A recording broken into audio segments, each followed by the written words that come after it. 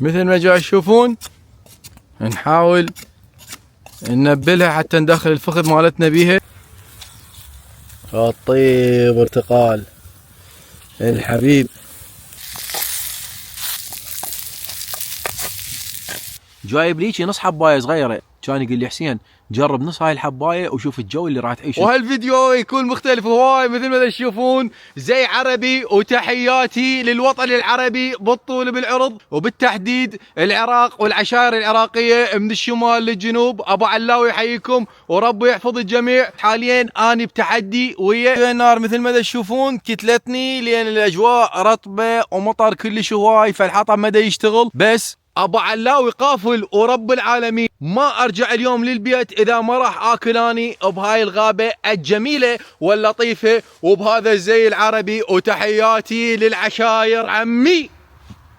مثل ما جاي تشوفون النار موتتني، والله موتتني.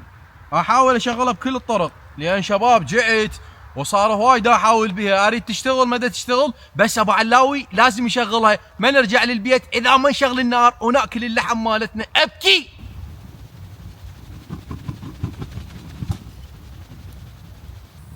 واخيرا النار اشتغلت، فرحان فرحه ما تنوصف ربي، لان صعب شباب بعد شغل النار بهذا الجو كله صعب.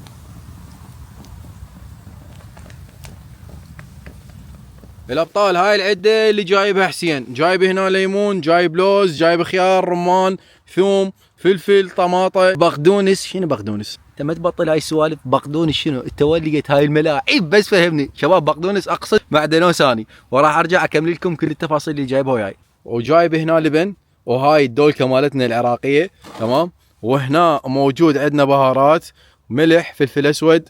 البهارات الصحيحه هنا موجوده، كلينس صيني لابو علاوي، ورقه الومنيوم. وهنا بهاي الجنطه موجوده عندي سكاكين بكل انواعها اللي احتاجها اني باللحم اللي راح اقطعه. وهالمره لحم بدون شحم، بس مو لحم غنم، لان انت دائما متعلمين على لحم الغنم، فلحم الغنم كافي تاكلون لحم غنم، واني هم كافي اكل لحم غنم. ودائما ارجع النقطه مهمه واقول الله يساعدك اللي دا يشوف الفيديو بالليل وضعيتك صعبه كلش هواي، انقال على السريع هيلب هيلب هيلب. سوي افتح الثلاجه مالتك، اي شيء تلقى موجود قدامك اكل ومالك علاقه بابو علاوي. الابطال راح نجي هنا، تدرون شو نسوي؟ راح نجي نفتح البوكس الجميل واللي انا اسميه بوكس السعاده، وشوفوا شنو موجود بداخل هذا البوكس اللطيف والجميل. جاي تشوفون لو ما جاي تشوفون؟ شوفوا هذا الفخذ. هسه يجي واحد ممكن يسال يقول ابو علاوي هذا الفخذ شنو هو ومن وين لقيت هذا الفخذ؟ الابطال هذا الفخذ فخذ الديك الرومي، او مثل ما نسميه احنا بالعراقي الفسيفس. شوفوا شلون اكله هو والشحم مالته شلون، بس قولوا لي اموت على اللحوم. صاحبك من يروح اول يوم للجيم كله ايش يتمرن؟ لحم شحم لحم شحم. ابكي وربي ابكي على هاي الوضعيه الجميلة واللطيفة. الابطال وصلنا للمرحلة المهمة، نطلع هاي التختة مثل ما تشوفون ونذبها هنا، ومن بعدها نجي هنا لهذا البوكس ونطلع الشيء الجميل واللطيف مثل ما قلت لكم، ونوخر العلاقة من عنده اللي هو الديك الرومي او الفسيفس، وراح نشيل الجلد منه ونتبله، ومن بعدها نذبه على النار. نذبه هنا، وراح نجي هنا نفتح هاي المحفظة. وبعد ما اختارينا هاي سكينة مثل ما جاي تشوفون هنا قدامي، راح نختار هذا المبرد وياها، وراح نبدي نحدها.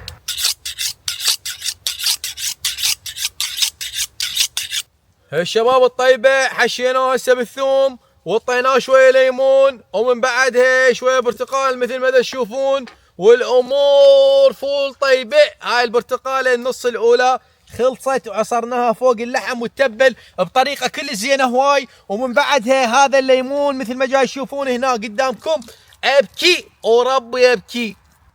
صار جاهز هنا الشباب الطيبه، وهذا هم برتقال، وانطيته من هاي التوابل الجميله مثل ما جاي تشوفون هنا قدامكم، اللي هي كزبره ونعناع وفلفل اسود وثوم وبصل وكل شيء مجفف موجود على هذا الفخذ الجميل واللذيذ مثل ما تشوفون هنا قدامكم. والنار مالتنا صارت جاهزه، وراح ناخذ هذا الفخذ نذب على هاي النار اكيد، الابطال بعد ما قطعنا الفخذ وشرحناه وتبناه لازم نزيد الحطب مالتنا لين الحطب قليل، ومن بعدها راح نخلي الفخذ على النار ويفتر على راحته. وابو علاوي راح يسولف لكم قصه كلش حلوه هواي، فخليك بالفيديو وادعم ابو علاوي بلايك وشير لكل جماعتك ولكل الكره الارضيه، لين ابو علاوي يستاهل ورب العالمين اللي فوقه ابكي.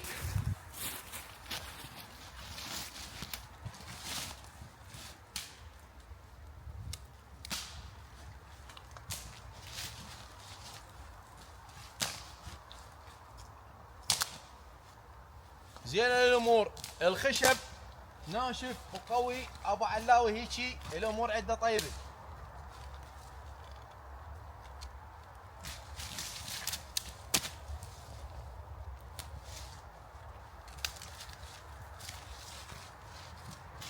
مثل ما جاي تشوفون الابطال الخشب ناشف والامور طيبه، راح نقدر نذبه على النار.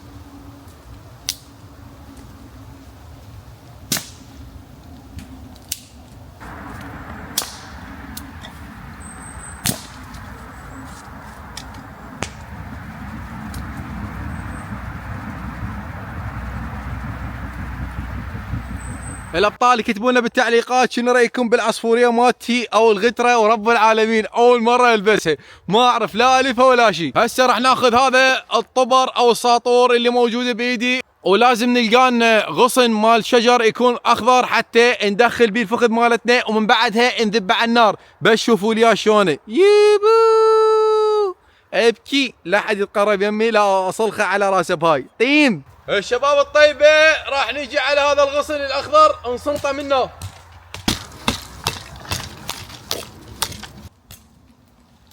وهذا مثل ما تشوفون هنا صار جاهز قدامكم، راح نبدي ننظفه ونرتبه حتى شو نسوي؟ نخلي بيه الفخذ مالتنا الجميل واللطيف.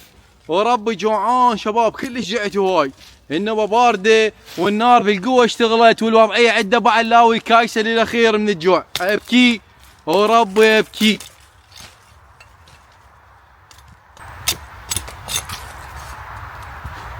الابطال راح نجي مثل ما جاي تشوفون نحاول ننبلها حتى ندخل الفخذ مالتنا بيها، وهذا الغصن يكون اخضر.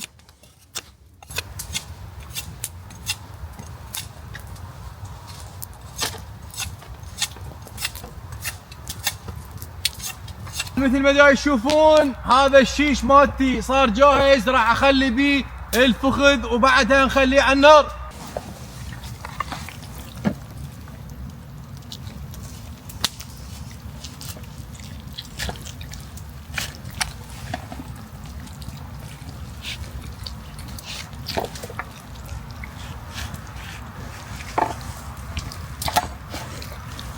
الشباب الطيبة بعد ما الشيش مالتي صار جاهز بهاي الطريقة مثل ما تشوفون الفخذ متبل وذايب على الأخير، راح نجي هنا نلفه بهذا، نسحب الفخذ بهاي الطريقة، وراح تعرفون شنو نسوي له. راح نجي هنا نوخر هاي الورقة نذبها على صفحة، ومن بعدها ناخذ هذا السيم مثل ما جاي تشوفون هنا قدامكم ونلف الفخذ مالتنا.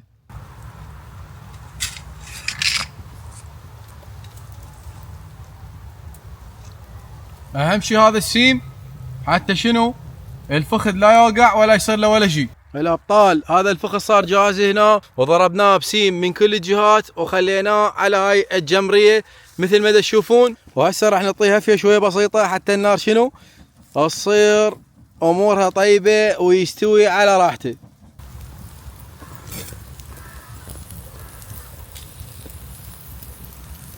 ترى الامور طيبه شباب، مثل ما جاي تشوفون بدا يستوي شويه شويه، فريت على الوجه الثاني وبدا يشلشل علينا الليل. بس اكيد ابو علاوي اذا ما راح ياكل ما راح يرجع للبيت، لان الهدف من هاي الطلعه القصه والطعام اللذيذ. الابطال لو مو ظلم على ابو علاوي، لازم الخطه تنجح بكل الطرق، قتال بدون توقف وربي.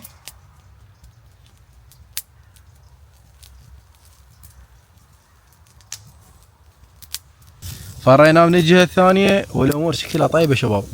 دا يستوي بس شويه شويه وما عندنا شيء نظل ننتظره لحد ما ناكل ونرجع للبيت مالتنا لان المعده فارغه الابطال. راح نجي هنا ناخذ هذا البصل مثل ما جاي تشوفون هنا قدامكم وراح نقطعه.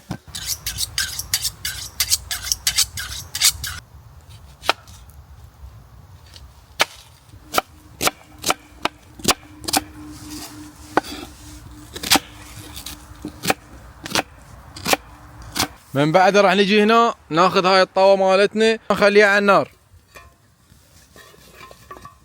راح نجي هنا نخلي الزيت مالتنا الابطال، خلي الزيت يحمى مثل ما جاي تشوفون وراح نقلي بيه البصل.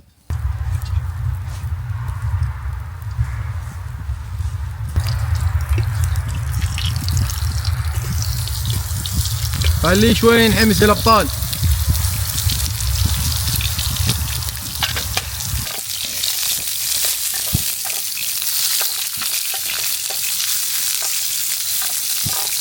الابطال بعد ما انحمس البصل مالتنا راح نوصل لمرحله التمن اللي هي هاي موجوده هنا بيدي ونطقه مثل ما نطق الرمانه.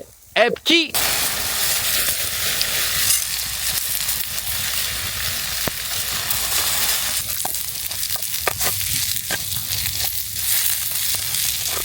راح نجي نذب هنا المي مالتنا للتمن.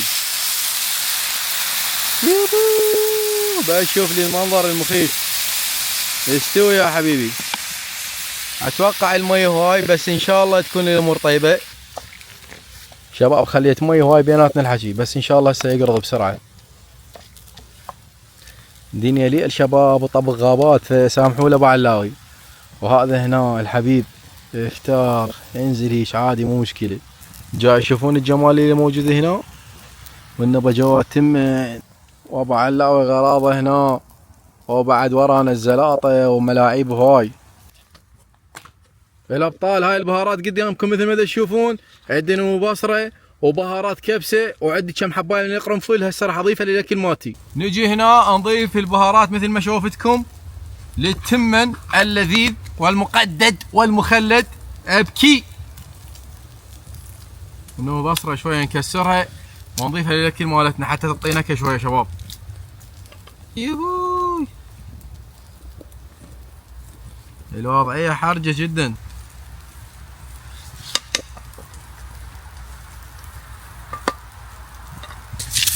هذا شنو استوى ما استوى؟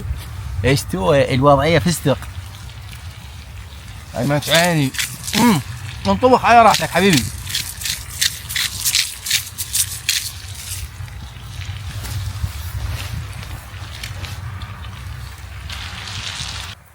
شويه نطيب برتقال شباب حتى شنو ما ينشف الفخذ مالتنا. الطيب برتقال الحبيب اهم شي ما ينشف. اشبع الابطال. فد ملاحظه صغيره ترى البرتقال اذا انت تستعمله بالشوي يعطي نكهه مخيفه ورب مثل ما جاي تشوفون ابو علاوي قاعد استعمل برتقال نكهه مخيفه. تذكروا هاي الملاحظه المهمه.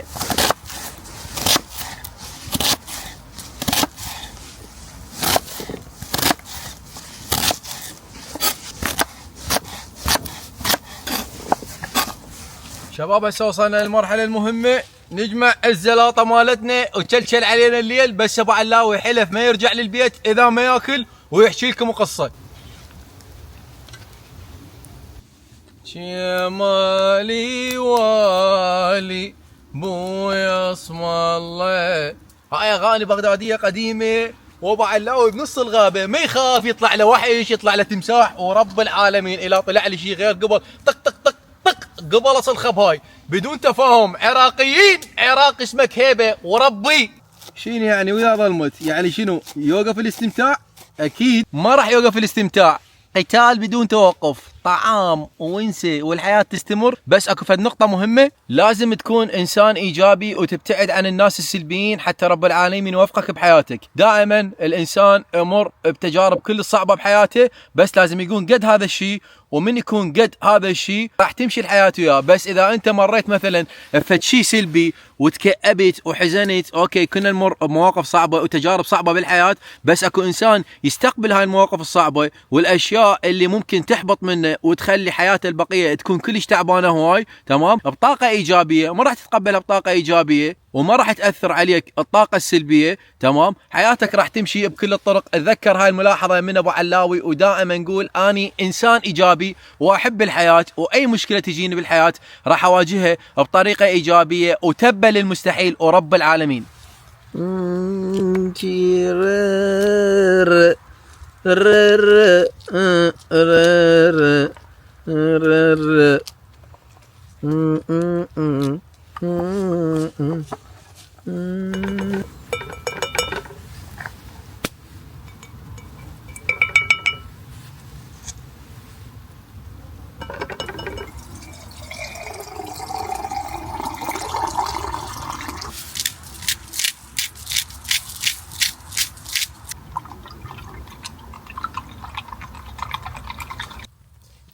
جاي تشوفون الفخذ صاير تراب، ذوبان وربي ذوبان، ابكي. نجي نشوف شنو وضعية التمن. الامور طيبة شباب، صح مو 100% مثل البيت، بس يمشي الحال ما لك علاقة.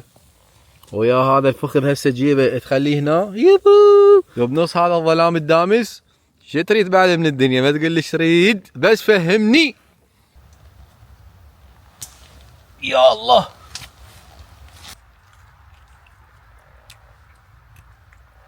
الطعم ما ينصف وربي ما ينصف. جاي تشوفون ولا ابطال؟ لذيذ جدا وربي لذيذ.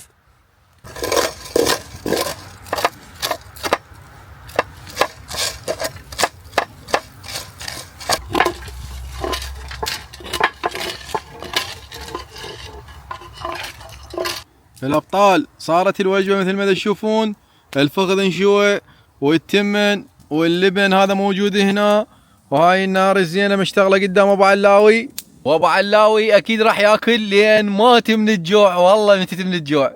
طول كلش هواي، الخشب كان رطب ودقني الناقصه بصراحه بين قوسين بين ما اشتعل، بس الحمد لله بالنهايه الاكل صار والامور طيبه. نقول بسم الله الرحمن الرحيم، وربي يشبع كل جوعان من كل قلبي. اتمنى هذا الشيء شباب.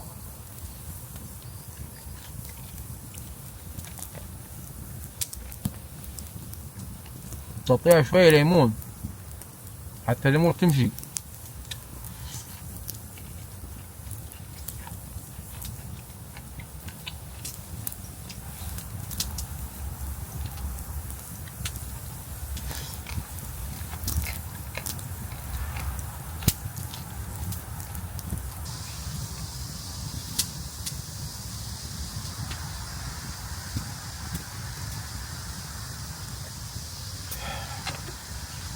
الحمد لله وشكر.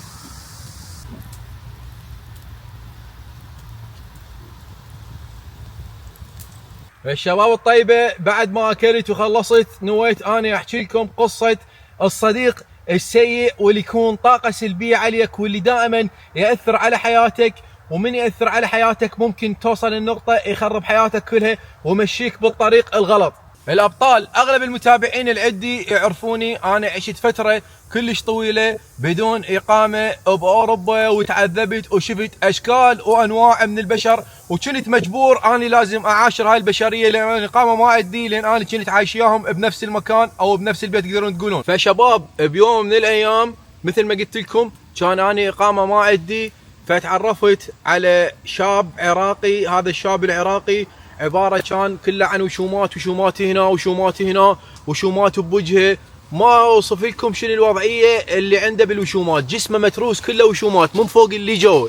المرحلة اللي بيها اني تعرفت على هذا الشاب العراقي كانت وضعيتي المادية كلش تعبانة هواي، لان مثل ما قلت لكم قبل بحالة اذا انت كان عندك رفض ببلجيكا فما تقدر لا تشتغل ولا تسوي اي شيء. وبحاله اذا انت اشتغلت راح تشتغل فقط بالطريقه الغير شرعيه، وبهيك حاله تقدر تمشي امور حياتك ممكن بمبالغ بسيطه من الفلوس، ومن بعدها ممكن بيوم من الايام راح تاخذ اقامه. المهم اخوتي ما اريد اطول عليكم، اني بعد ما تعرفت على هذا الشاب اللي قلت لكم شنو هي مواصفاته، وظلينا ناكل سوا ونطوب ونطلع طلعات بسيطه وخفيفه، فاجى بيوم من الايام قال لي اقول لك ابو علاوي اكو حفله هنا كلش عملاقه موجوده بمدينه بروكسل، شنو رايك نطلع انا وياك سوا؟ قلت له خوي انا بصراحه ما ادور هاي الحفلات، وهاي الحفلات مو جوي ولا ستايلي ولا انا احب هاي الاشياء.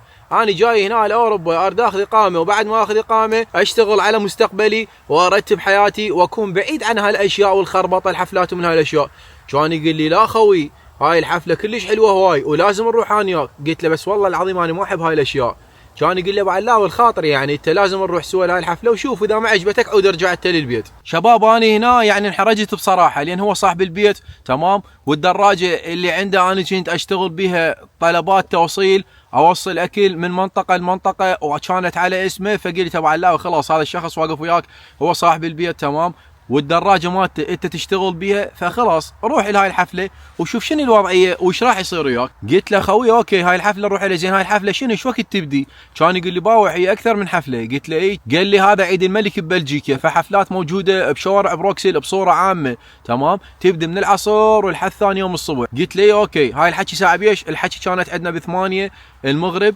كان يقول لي بدل، وبعد ما تبدل قل لي انا بدلت حتى نطلع بالسياره مالتي ونذبها بجراج قريب من السيارات، ومن بعدها نتمشى على رجلينا ونشوف الحفلات، اذا لقينا حفله حلوه وتناسبنا نطب بيها. قلت له اوكي. بصراحه شباب انا اول ما جيت اللي هنا ما عايش هاي الاجواء، واحنا بصوره عامه كعراقيين ما عايشين اجواء الحفلات وعالم ازدحام واغاني طوب بوب بوب بوب، هاي كلها احنا ما شايفيها. يعني اذا شايفيها فشايفيها بشيء كلش قليل هواي، لان احنا بالعراق بصوره عامه يعني شعب محافظ وبعيد عن هاي الاجواء اللي موجوده باوروبا. المهم الابطال طلعنا وصلنا للجراج مال السيارات، خلينا السياره مالتنا، نزلنا بشوارع بروكسل اللي هي السنتر مال المدينه، ازدحام كلش هواي، وشوف اشكال انواع من العالم، الناس الزينه والناس التعبانه، ومن هاي الاشياء تقريبا صارت بالتسعة بالعشرة كان اخذنا لنا فره. كان يقول لي قل لك ابو علاوي اكو حفله كلش كبيره هواي، اذا راح نطبلها كل واحد راح يدفع تقريبا شيء 20 يورو. قلت له خوي انا ما عندي وما اريد ادخل ايش حفلات، شنو حفله تدفع علي 20 يورو؟ شنو طبيت جو وبعدين ايش راح استفاد؟ يقول لي اجواء كلش حلوه هواي وما لك علاقه، راح نستمتع بهاي الاجواء، وسوى لي اياها كانما قطعه من الجنه هاي الحفله. قلت له تمام خوي اذا هيك راح نطوب، لان مثل ما قلت لكم انا كنت خجلان منه، انا الشخص اعرفه بس علاقتي بيه مو كلش قويه. قلت له تمام خلينا نطبل هاي الحفله وخلينا نشوف بانه شنو موجود جوا. دفعنا كل واحد 20 يورو وطبينا لهالحفله، طبينا جوا لقينا العالم هيك شباب وبنات ازدحام، الدنيا مقلوبه، هو كله موشم عنده هنا بوجهه وضفاير كله يمشي هيجي. قلت ابو علاوي جاي يصير وياك هاي اوروبا، جاي يشوفك رب العالمين مصدوم انا من هاي الاشياء اللي جاي اشوفها. قلت يلا ابو علاوي مشيها، بما ان انت ما عندك اقامه فلازم تمشي الكل لحد ما رب العالمين يوفقك، ومن بعدها تعيش بالطريقه اللي تعجبك. طبينا جوا صوت اغاني بوب بوب بوب بوب بوب، قلت شنو هاي ورب العالمين انا ما سامع صوت من الاغاني، حتى اذاناتي قامت توجعني طيق طيق طيق. هو المطاب كله قام يرقص طيق طيق طيق، هو كان هيك عباره عن شاب قصير ومدعبل ومثل ما قلت لكم كله شمال طيق طيق طيق. قلت شنو هاي جاي يصير ابو علاوي عندك؟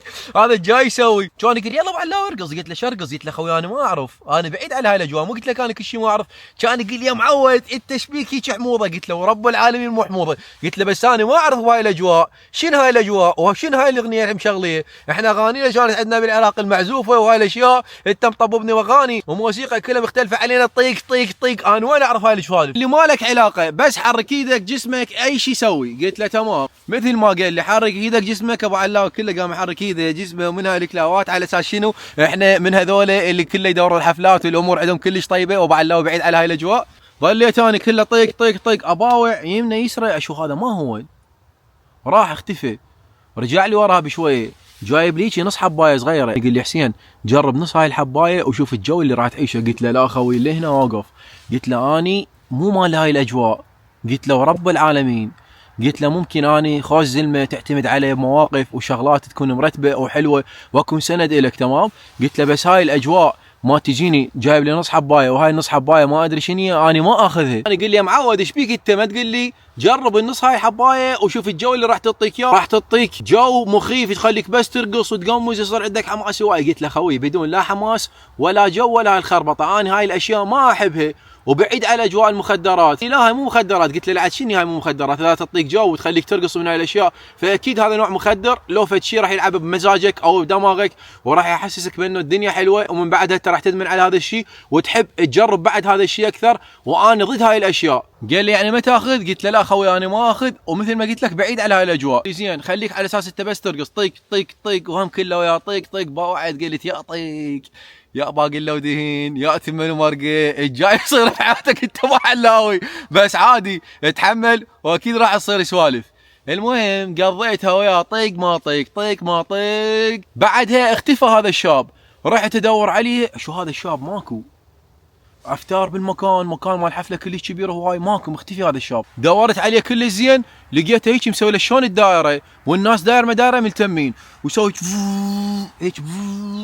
طبيت لهاي الدائره لزمته من ايده، قلت له بابا انت جاي تسوي؟ قال لي عوفني. قلت له جاي تسوي؟ قال لي جاي العب كول اوف ديوتي ودا اتخيل اني نفسي دائر شنار هاي العالم. قلت له هو مبين هاي الحبايه اللي اخذها اشتغلت ويا هذا الشغل السخيف والعالم كلها ظلت تضحك عليه. قلت له بابا لك عيب، تعال اطلع انت منا. جريته من ايده اخذته للمغاسل غسلت له وجهه وقلت له خوي انت لازم تصحى، هذا الشيء جاي يسوي كلش غلط هواي ولازم احنا نروح للبيت. لي لا حسين انا ما اروح للبيت، انا جاي هنا حتى لو انا اخذت هاي الحبايه انا اريد اغير جو، اريد اغير من مزاجي، الاسبوع كله انا اشتغل وتعبان. قلت له اوكي انت الاسبوع كله تشتغل وتعبان، قلت له بس مو تغير مزاجك بهاي الشغلات الجايفه والتعبانه خوي. انا قال لي حسين بشرفك عوفني، كل انسان يعيش جوه والشيء اللي يحبه يسوي. قلت له تمام انا ما راح اتدخل، انت مو صغير خذت عمرك كبير، انت عابر 27 سنه او 28 سنه فانت على راحتك خوي. المهم على اساس شويه صحه وشويه ما صحه وظلت شويه براسه، وراح بعدها للبار وظل يشرب كحول وخربط اشكال وانواع. بين الصاحي والطافي ابو علاوي دائما يحكي وياي يقول له خوي ركز وانتبه على نفسك، واذا تريد نمشي خلينا نروح للبيت. صدق انا اريد اروح للبيت بس قلت لكم جيت وياه لان كنت مجبور، سكن ما عندي، هو صاحب الدار وهو صاحب الشغل اللي مشغلني بيه، فقضيتها وياه حتى بس اسالك الوضعيه. قلت له خوي هسه شنو الوضع؟ قال لي خلاص حسين تقريبا هسه انا صحيت. قلت له تمام. ظليت انا واقف وراح للبار تمام، المكان اللي هو يبيعون بيه كحول، يبيعون بيه كوفي، يبيعون بيه كولا، يبيعون عصاير، يبيعون بيه هاي الاشياء. قال لي حسين شنو تشرب؟ قلت له انا اريد كولا خوي. تمام. اجى جايب كولا الي واجى جايب لنفسه طبعا نوع من انواع الكحول، وانا ضد هاي الاشياء. شباب دائما خليك انسان رياضي وبعيد عن الخربطه والاشياء اللي تشوفها غلط بحياتك. نصيحه من اخوكم الكبير او الصغير، دائما خلي هذا الشيء براسك. قول حسين ما يحب هاي الاشياء، واذا انا اريد اصير انسان ناجح بحياتي لازم ابتعد عن هاي الاجواء. ظليت اشرب بالكولا مالتي وهو شرب الكحول. لحسين قلت له ها شوف هاي الحفله ايش قد بيها ناس. طبعا الحفله شباب مثل ما قلت لكم حفله كلش عملاقه وبيها ناس كلش هواي. قال لي راح ادفعك وتدفعني، راح ادفعك وتدفعني وشوف ايش راح يصير. قلت له ايش راح يصير؟ قلت له خاف يقتلونه. قال من يقتلنا؟ قلت له البودي جاردات هذول اللي واقفين بالباب 8 ما ادري 9 شباب كانوا موجودين، كل واحد هيجي ورب العالمين لو ساطر من عندنا واحد عجل الا ينوم بالقاع، هالقد ما فخام واجسام كلش كبيره، واكثرهم هذول تلقيهم يتمرنون ملاكمه لو MMA لو من هاي الشغلات الرياضيه وتكون لياقته فول. اذا اجى الواحد من عندنا قبل راح يخبزه خبز العباس وربي. قال لي بابا ما لك علاقه ادفعني وادفعك. المهم قلت له تعال طق دفعته، دفعني دفعته دفعني. المكان بعالم مثل ما قلت لكم كلش هواي، صار واحد يدفع الثاني، صار الدفع بشيء بخبال. القاعة كلها قام واحد يدفع الثاني بديق ديق ديق، يروحون يمنى يرجعون يسرى، يروحون يمنى يرجعون يسرى. قلت عافية عراقيين وين ما يطبون مكان الدنيا يقلبون. كان يقول لي شوف خوي قلبناها الدنيا قلب. قلت له قلبناها خوي، قلت له بس هسه خاف تصير لنا مشكلة. كان يقول لي ما لك علاقة. ظل يدفع ادفع يدفع ادفع، بالاخير كان يدفع بنية. بعد ما دفع هاي البنية كانت تقول له انت خربت المكان كله، احنا كنا نرقص ومرتاحين انت جيت لهذا المكان وظليت واحد يدفع الثاني. هي كانت تشوفنا بيننا مركزة علينا تمام، وخربت المكان كله وانت هسه لازم تطلع من هذا المكان. كان يقول لي ليش انت شنو؟ قالت له انا دائما اجي هنا والبودي جارديه كلهم يعرفوني واهل البار واهل الحفله كلهم يعرفوني.